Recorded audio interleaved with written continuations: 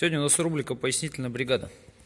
Большое количество людей спорило со мной по поводу направляющих суппортов, что якобы на Весте там ничего не меняли, машина в принципе говно и ни хрена в ней завод не модернизировал. Ну, пусть думают так, а мы покажем, в чем же, собственно, различие.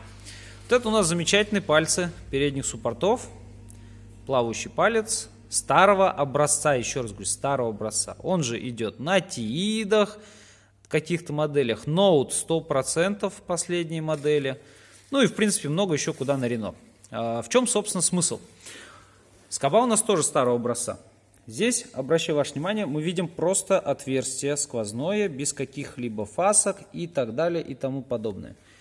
Данные скобы устанавливались на Весты до 2017 года выпуска, точнее, точно не могу сказать. У меня машина была декабрь 17-го, и там уже стояли скобы нового образца. Ничего никогда в жизни там не гремело и не собиралось греметь.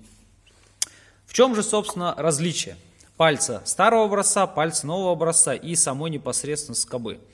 Если мы попросим второго специалиста распаковать нам пакетик и объясню, почему же коробочка FriendKit у нас присутствует на столе. В общем, и второй, пожалуйста. Это вот у нас то, что стояло на скобе.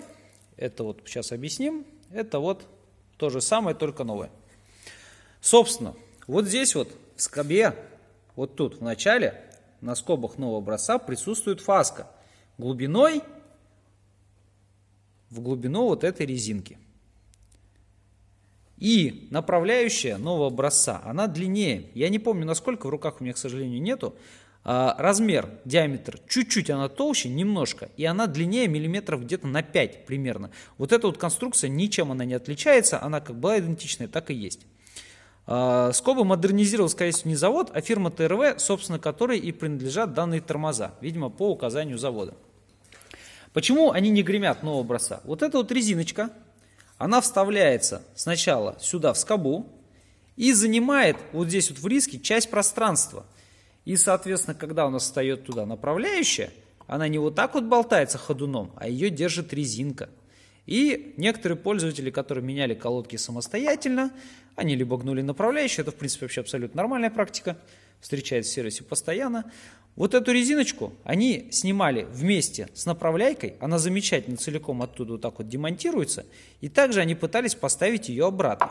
При этом что у нас происходит? Часть резины в пазу не стоит, и ее просто рвет направляйкой. И купить их было невозможно нигде. Их вообще вот я искал, даже официальный дилер мне не смог дать ответ, где же взять вот эту вот хреновинку.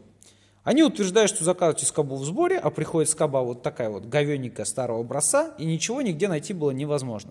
Так вот, к чему все этот сыр-бор? В данный момент на Вестах нет такой проблемы, если вот эти резинки целые. Компания FriendKit, видимо, прочухала эту петрушку. И теперь вот номер ремкомплекта вам, пожалуйста, это ремкомплект без пальцев, это только на поршень. Вот она, манжетка поршня имеется. Здесь у нас еще уплотнитель, внутренний компрессионный так называемый, и резиночки. И вот в этом комплекте лежит как раз два вида пыльничков нового образца, которые все так давно искали, и старого образца. То есть в зависимости от того, какая скоба у вас установлена на автомобиле, вы можете в этом ремкомплекте подобрать необходимые вам комплектующие. Не исключаю, что у FriendKit есть и вот эти пальцы нового образца. То есть, имея, скажем так, руки не из одного места и хотя бы дрель с нужным сверлом, вы можете в своей скобе просверлить здесь фаску, но надо знать размер. Пока я вам его сказать не могу, у меня скоба есть, но в другом месте я немножко не подготовился. И, соответственно, купить новые пальцы, вот эти вот пыльнички, все это аккуратненько засунуть, на смазку сначала ставится пыльник, потом в него засовывается направляющий, и вы забываете про свою проблему навсегда. Ну, либо пока не заржавеет, либо кривыми руками не залезли. Номер ремкомплекта, вот он, пожалуйста. Если найдется такая же добрая душа, как и я, и выложит еще и номер пальцев, то вестоводам будет счастье. Ну и на Ларгусы, соответственно, тоже. X-Ray туда же.